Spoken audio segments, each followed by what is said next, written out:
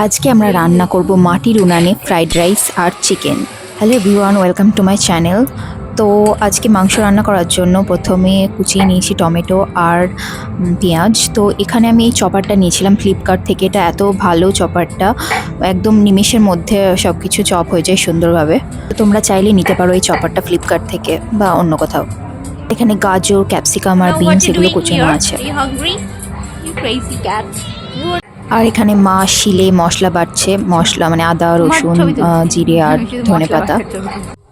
আর এখানে চালটা সিদ্ধ করতে দেওয়া আছে, বাসমতি চালটা ফ্রাইড রাইসের জন্য। তো এটা হয়ে গেছে প্রায় সিদ্ধ। এবার কড়াইতে ঘি আর তেল দিয়ে এখানে সবজিগুলো ভাজতে দেওয়া হয়েছে। তো সবজিগুলো ভাজা হয়ে গেছে, এবার আরও কিছুটা এক্সট্রা ঘি দিচ্ছে মা, কারণ বেশি করে না দিলে না ভালো লাগে না। ঘি মানে যত পারো ঘি দিয়ে তারপরে ভালো লাগে ফ্রাইড রাইস। এবার চালটা দিয়ে দেওয়া হয়েছে। ফ্রাইড রাইস করতে গেলে কিন্তু ঘিতে কোনো কনজুসি করা চলবে না, যত পারো ঘি দিয়ে দেবে, কারণ তবে ভালো টেস্ট আসে। তো এটা 500 চালের করা হয়েছে ফ্রাইড রাইস। তো আমি কিছু তুলে রাখছি পরে খাওয়ার জন্য হটপটে। এবার মা মাংসটা করছে, তো মাংসের জন্য পেঁয়াজগুলো দিয়ে দিয়েছে, এরপর টমেটো দিয়েছে।